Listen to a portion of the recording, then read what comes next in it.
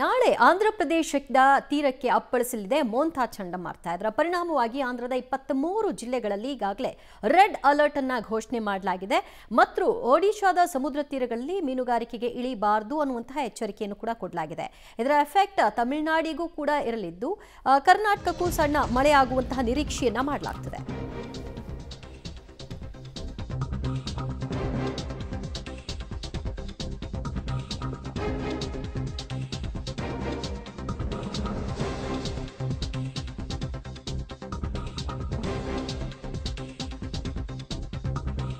ಆಂಧ್ರಪ್ರದೇಶಕ್ಕೆ ಅಪ್ಪಳಿಸಲಿದೆ ಮೋಂತಾ ಚಂಡಮಾರುತ. ಇದರ ತೀವ್ರತೆ ಎಷ್ಟಿರುತ್ತೆ ಅಂತಂದ್ರೆ 110 ಕಿಲೋಮೀಟರ್ ವೇಗದಲ್ಲಿ ಚಂಡಮಾರುತ ಅಪ್ಪಳಿಸುತ್ತೆ. ಆಂಧ್ರದ 23 ಜಿಲ್ಲೆಗಳಲ್ಲಿ ಈಗಾಗಲೇ ಹವಾಮಾನ ಇಲಾಖೆ ಎಚ್ಚರಿಕೆಯನ್ನ ವಹಿಸುವಂತೆ ಸೂಚನೆಯನ್ನ ಕೊಟ್ಟಿದೆ. ಹವಾಮಾನ ಇಲಾಖೆಯಿಂದ ರೆಡ್ ಅಲರ್ಟ್ ಅನ್ನ ಜಾರಿಗೊಳಿಸಲಾಗಿದೆ. ಕರ್ನಾಟಕದ ಹಲವೆಡೆಯೂ ಕೂಡ ಮಳೆಯ ಮುನ್ಸೂಚನೆಯನ್ನ ಕೊಡಲಾಗಿದ್ದು ಇಂದಿನಿಂದ 3 ರಿಂದ 4 ದಿನಗಳ ಕಾಲ ಮಳೆಯಾಗುವಂತಹ ನಿರೀಕ್ಷೆಯನ್ನ ಮಾಡಲಾಗ್ತಿದೆ. ಉತ್ತರ ಕರ್ನಾಟಕ ಭಾಗದಲ್ಲಿ ಮಳೆಯ ಎಫೆಕ್ಟ್ ಸ್ವಲ್ಪ ಹೆಚ್ಚೇ ಇರುವ ಸಾಧ್ಯತೆ ಇದೆ. ಮೀನುಗಾರರು ಸಮುದ್ರಕ್ಕೆ ಇಳಿಯದಂತೆ ಈಗಾಗಲೇ ಕಟ್ಟೆಚ್ಚರನ್ನು ವಹಿಸಲಾಗಿದೆ. ಎಲ್ಲ ಹಡಗುಗಳು ಕೂಡ ಈಗ ಲಂಗರನ್ನ ಹಾಕಿವೆ. ಸೊ ಭೂಕುಸಿತ ಸಾಧ್ಯತೆಯ ಬಗ್ಗೆಯೂ ಕೂಡ ಈಗಾಗಲೇ ಊಹೆಯನ್ನ ಮಾಡಲಾಗಿದ್ದು ಅಲ್ಲಲ್ಲಿ ಬೇಕಾದಂತಹ ಪ್ರಿಕಾಷನ್ಸ್ನ ತೆಗೆದುಕೊಳ್ಳುವಂತೆ ಸೂಚನೆಯನ್ನು ಕೊಟ್ಟಿದ್ದಾರೆ. ಸಹಜವಾಗಿ ಚಂಡಮಾರುತದ ಎಫೆಕ್ಟ್ ಆದಂತಹ ಸಂದರ್ಭದಲ್ಲಿ ಯಾವ್ಯಾವ ಪ್ರದೇಶಗಳಲ್ಲಿ ಪರಿಣಾಮಗಳು ಹೇಗಿರುತ್ತೆ, ಅದರ ಅಂದಾಜು ಏನು ಅನ್ನೋದರ ಅರಿವಿರ್ತಕ್ಕಂತಹ ಪ್ರದೇಶಗಳಲ್ಲಿರ್ತಕ್ಕಂಥ ಜನರಿಗೆ ಸುರಕ್ಷಿತ ಸ್ಥಳಗಳಿಗೆ ತೆರಳುವಂತೆ ಸೂಚನೆ ಕೊಡಲಾಗಿದೆ. ಎಸ್ಪೆಷಲಿ ಸಮುದ್ರ ಭಾಗದಲ್ಲಿ ಇರ್ತಕ್ಕಂಥವರು ಅಲ್ಲಿ ಸದ್ಯ ವಾಸಕ್ಕೆ ಸೂಕ್ತವಲ್ಲದಂತಹ ಸಮಯ ಆಗಿರೋದ್ರಿಂದ ಅಲ್ಲಿ ಯಾರು ಕೂಡ ಇರಬಾರ್ದು ಅಂತ ಹೇಳಿದ್ದಾರೆ. ಜೊತೆಗೆ ಮೀನುಗಾರಿಕೆಗೂ ಕೂಡ ನಿಷೇಧವನ್ನು ಹೇರಲಾಗಿದೆ. ಹಾಗಾಗಿ ಮೀನುಗಾರರು ಕೂಡ ಸದ್ಯ ಮೀನುಗಾರಿಕೆಗೆ ಸಮುದ್ರಕ್ಕೆ ಹೋಗೋದಿಲ್ಲ. ಒಡಿಶಾ ಮತ್ತು ತಮಿಳುನಾಡು ಕಡಲ ತೀರದಲ್ಲೂ ಕೂಡ ಎಚ್ಚರಿಕೆಯನ್ನು ವಹಿಸುವಂತೆ ಸೂಚನೆಯನ್ನು ಕೊಟ್ಟಿದ್ದಾರೆ. ಕರ್ನಾಟಕ ಭಾಗದಲ್ಲೂ ಕೂಡ ಸಹಜವಾಗಿ ಇದರ ಎಫೆಕ್ಟ್ ಗಾಳಿ ಸಹಿತ ಮಳೆಯಾಗುವಂತಹ ಸಾಧ್ಯತೆ. ಇದು 3 ರಿಂದ 4 ದಿನಗಳ ಕಾಲ ಹೀಗೆ ಮುಂದುವರಿಯುವಂತಹ ಲಕ್ಷಣಗಳಿರುತ್ತೆ. ಭಾರಿ ಪ್ರಮಾಣದಲ್ಲಿ ಮಳೆಯಾಗತ್ತಾ ಅಥವಾ ತುಂತುರು ಮಳೆಯಾಗತ್ತಾ ಕರ್ನಾಟಕದಲ್ಲಿ ಅನ್ನೋದನ್ನ ನೋಡಬೇಕು. ಒಟ್ಟಾರೆ ನಾಳೆ ಆಂಧ್ರಕ್ಕೆ ಮೋಂತಾ ಚಂಡಮಾರುತ ಅಪ್ಪಳಿಸುತ್ತೆ. ಸೊ ಅದು 110 ಕಿಲೋಮೀಟರ್ ವೇಗದಲ್ಲಿ ಬಂದು ಕ್ರಮೇಣ ಅದರ ಒಂದು ತೀವ್ರತೆ ಕಡಿಮೆ ಆಗ್ತಾ ಹೋದಂತಹ ಸಂದರ್ಭದಲ್ಲಿ ಆಗ ಅದರ ಎಫೆಕ್ಟ್ ಸ್ವಲ್ಪ ಕಮ್ಮಿ ಆಗಬಹುದು.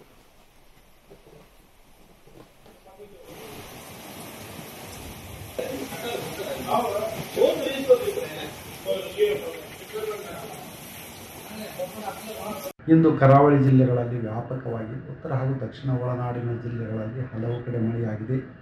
ಪ್ರಮುಖವಾಗಿ ಗದಗಿನಲ್ಲಿ 5 ಸೆಂಟಿಮೀಟರ್, ಬೆಂಗಳೂರು HAL ಏರ್ಪೋರ್ಟ್ನಲ್ಲಿ 3 ಸೆಂಟಿಮೀಟರ್, ಮಂಡ್ಯದಲ್ಲಿ 3 ಸೆಂಟಿಮೀಟರ್ ಮಳೆಯಾಗಿದೆ.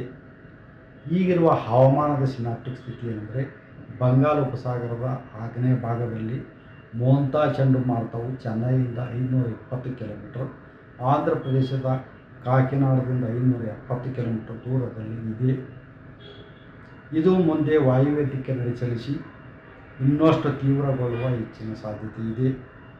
ಈ ಚಂಡಮಾರುತವು ಮಚಲಿಪಟ್ಟಣಂ ಮತ್ತು ಕಲಿಂಗಪಟ್ಟಣಂ ಮಧ್ಯದಲ್ಲಿ ಕಾಕಿನಾಡದ ಕರಾವಳಿಯ ತೀರವನ್ನು ಅಕ್ಟೋಬರ್ 28 ಸಾಯಂಕಾಲ ಅಥವಾ ರಾತ್ರಿ ವೇಳೆಯಲ್ಲಿ ಪ್ರವೇಶಿಸುವ ಹೆಚ್ಚಿನ ಸಾಧ್ಯತೆ ಇದೆ. ಕರಾವಳಿಯನ್ನು ದಾಟುವಾಗ ಇದರ ಗಾಳಿಯ ವೇಗ ಪ್ರತಿ ಗಂಟೆಗೆ 90 ರಿಂದ 100 ಕಿಲೋಮೀಟರು, ಕೆಲವೊಮ್ಮೆ ಪ್ರತಿ ಗಂಟೆಗೆ 110 ಕಿಲೋಮೀಟರು ಇರುವ ಹೆಚ್ಚಿನ ಸಾಧ್ಯತೆ ಇದೆ. ಇದರ ಪ್ರಭಾವದಿಂದ ಕರಾವಳಿ ಜಿಲ್ಲೆಗಳಲ್ಲಿ ಅಕ್ಟೋಬರ್ 27 ರಿಂದ ಅಕ್ಟೋಬರ್ 29ರವರೆಗೆ ವ್ಯಾಪಕವಾಗಿ ಮಳೆಯಾಗುವ ಹೆಚ್ಚಿನ ಸಾಧ್ಯತೆ ಇದ್ದು ಅಕ್ಟೋಬರ್ 30 ಮತ್ತಷ್ಟು ಮಾಹಿತಿ ಪಡೆಯೋಣ ನಮ್ಮ ಪ್ರತಿನಿಧಿ ಪವಿತ್ರ ಕಡತಲಾಯಿಂದ. ಪವಿತ್ರ, ಹವಾಮಾನ ಇಲಾಖೆ ಹೇಳ್ತಿರೋ ಹಾಗೆ ಈಗ ಆಂಧ್ರಕ್ಕೆ ರೆಡ್ ಅಲರ್ಟ್ ಅನ್ನ ಘೋಷಣೆ ಮಾಡಲಾಗಿದೆ. ಇದರ ಎಫೆಕ್ಟ್ ಕರ್ನಾಟಕ ಭಾಗದಲ್ಲಿ ಯಾವ ರೀತಿಯಾಗಿ ಇರಬಹುದು, ಅದರಲ್ಲೂ ಕರ್ನಾಟಕದ ಯಾವ ಕಡೆಯಲ್ಲಿ ಹೆಚ್ಚು ಇದರ ಎಫೆಕ್ಟ್ ಇರಬಹುದು? ಮೋಂತಾ ಚಂಡಮಾರುತದ ಪ್ರಭಾವ ರಾಜ್ಯಾದ್ಯಂತ ಇರುತ್ತೆ ಅಂತ ಹವಾಮಾನ ಇಲಾಖೆ ಎಚ್ಚರಿಕೆಯನ್ನು ರವಾನೆ ಮಾಡಿದೆ. ಅದರಲ್ಲೂ ಕೂಡ ಬೆಂಗಳೂರು ಸೇರಿದಂತೆ ದಕ್ಷಿಣ ಕನ್ನಡ ಜೊತೆಗೆ ಉತ್ತರ ಕರ್ನಾಟಕದ ಭಾಗದಲ್ಲೂ ಕೂಡ ಅತಿ ಹೆಚ್ಚಿನ ಮಳೆ ಆಗುತ್ತೆ ಅನ್ನುವಂತಹ ಎಚ್ಚರಿಕೆಯನ್ನು ನೀಡಿದೆ. ಆಲ್ಮೋಸ್ಟ್ ಎಲ್ಲಾ ಜಿಲ್ಲೆಗಳಿಗೂ ಕೂಡ 2 ದಿನ ಅಂದ್ರೆ ಇವತ್ತು ಮತ್ತೆ ನಾಳೆ ಯೆಲ್ಲೋ ಅಲರ್ಟ್ ಅನ್ನ ಘೋಷಣೆ ಮಾಡಲಾಗಿದೆ. ರಾಮನಗರ ಇರ್ಬೋದು, ಚಿತ್ರದುರ್ಗ ಇರ್ಬೋದು, ಚಿಕ್ಕಬಳ್ಳಾಪುರ ಜೊತೆಗೆ ಬೀದರ್, ಕಲಬುರಗಿ ಹೀಗೆ ಅನೇಕ ಜಿಲ್ಲೆಗಳಿಗೆ ಯೆಲ್ಲೋ ಅಲರ್ಟ್ ಅನ್ನ ಘೋಷಣೆ ಮಾಡಲಾಗಿದೆ. ರಾಜ್ಯಾದ್ಯಂತ ಮಳೆಯ ಪ್ರಮಾಣ ಏನಿದೆ ಅಕ್ಟೋಬರ್ 30ರಿಂದ ನವೆಂಬರ್ 2ರ ಸಮೀಪದಲ್ಲಿ ಮಳೆಯ ಪ್ರಮಾಣ ತಗ್ಗುತ್ತೆ ಅನ್ನುವಂತಹ ಎಚ್ಚರಿಕೆಯನ್ನ ನೀಡಿದೆ. ಇದರ ಜೊತೆಗೆ ಸೈಕ್ಲೋನ್ ಎಫೆಕ್ಟ್ ಇರೋದ್ರಿಂದ ಬಿರುಗಾಳಿ ಸಮೇತ ಮಳೆಯ ಮುನ್ನೆಚ್ಚರಿಕೆಯನ್ನ ಕೂಡ ನೀಡಿದೆ. ಈಗಾಗಲೇ ಬೆಂಗಳೂರಿನ ವಾತಾವರಣ ಕೂಡ ಸೈಕ್ಲೋನ್ ಎಫೆಕ್ಟ್ ಇಂದ ಬದಲಾಗಿದೆ. ಹಲವೆಡೆ ತುಂತುರು ಮಳೆ ಕೂಡ ಆಗ್ತಾ ಇದೆ. ಸೊ ಅದರ ಜೊತೆಗೆ ಅನೇಕ ಕಡೆ ಜಿಲ್ಲೆಗಳ ಅನೇಕ ಭಾಗದಲ್ಲಿ ವ್ಯಾಪಕ ಮಳೆ ಕೂಡ ಆಗುತ್ತೆ ಅನ್ನುವಂತಹ ಎಚ್ಚರಿಕೆಯನ್ನ ರವಾನೆ ಮಾಡಿದೆ. ಇನ್ನು ಮೀನುಗಾರರಿಗೂ ಕೂಡ ಯಾವುದೇ ರೀತಿ ಇಳಿಬಾರದು ಸಮುದ್ರಕ್ಕೆ ಅನ್ನುವಂತಹ ಎಚ್ಚರಿಕೆಯನ್ನ ಕೂಡ ರವಾನೆ ಮಾಡಿದೆ. ದಿವ್ಯಾ, ಓಕೆ, ಇದರ ರೌದ್ರಾವತಾರದ ಬಗ್ಗೆ ಹೇಳ್ತಾ ಇದ್ರು. 110 ಕಿಲೋಮೀಟರ್ ವೇಗದಲ್ಲಿ ಇದು ಅಪ್ಪಳಿಸುತ್ತೆ ಅಂತ. ಸೊ ಸಾಮಾನ್ಯವಾಗಿ ಆ ಒಂದು ವೇಗ ಏನಿರುತ್ತೆ ಅದು ಹೋಗ್ತಾ ತಗ್ಗಬಹುದಾದಂತಹ ನಿರೀಕ್ಷೆಯನ್ನು ಮಾಡ್ತಾ ಇದ್ದಾರೆ ಅಥವಾ ಇನ್ನಷ್ಟು ವ್ಯಾಪಿಸಬಹುದು ಅಂತ. ಆಮೇಲೆ ಆಂಧ್ರದಲ್ಲಿ ಭೂಕುಸಿತದ ಬಗ್ಗೆಯೂ ಕೂಡ ಊಹೆ ಮಾಡಲಾಗ್ತಿದೆ.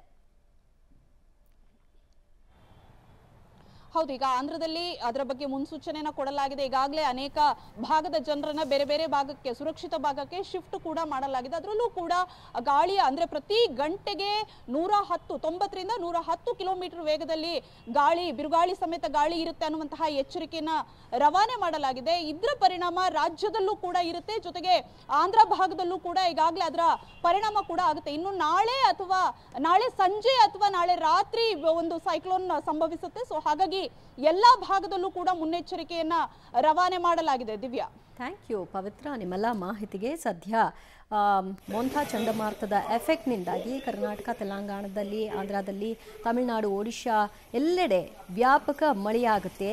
ಬರೀ ಮಳೆಯಲ್ಲ, ಚಂಡಮಾರುತ, ಗಾಳಿ ಸಹಿತ ಮಳೆಯಾಗುವಂತಹ ನಿರೀಕ್ಷೆಯನ್ನು ಮಾಡಲಾಗ್ತಾ ಇದೆ. ಹಾಗಾಗಿ ಎಷ್ಟು ಸಾಧ್ಯ ಅಷ್ಟು ಕಟ್ಟೆಚ್ಚರಿಕೆಯನ್ನು ವಹಿಸುವಂತೆ ಮುಂಜಾಗ್ರತಾ ಕ್ರಮವಾಗಿ ಸೂಚನೆಯನ್ನು ಕೊಡಲಾಗಿದೆ. ಸಾಮಾನ್ಯವಾಗಿ ಅದರ ಅಂದಾಜಿರುತ್ತೆ, ಅದರ ವೇಗ ಎಷ್ಟಿರಬಹುದು, ಅದರ ಪರಿಣಾಮಗಳೇನಾಗಬಹುದು ಅಂತ. ಈ ಹಿನ್ನೆಲೆಯಲ್ಲಿ ಹವಾಮಾನ ಇಲಾಖೆ ಆ ಮುನ್ಸೂಚನೆಯನ್ನು ಕೊಟ್ಟಿದೆ. ಅದರ ಪ್ರಕಾರವಾಗಿ ಆಯಾ ರಾಜ್ಯಗಳು ಕೂಡ ಅಲರ್ಟ್ ಆಗ್ತಿವೆ.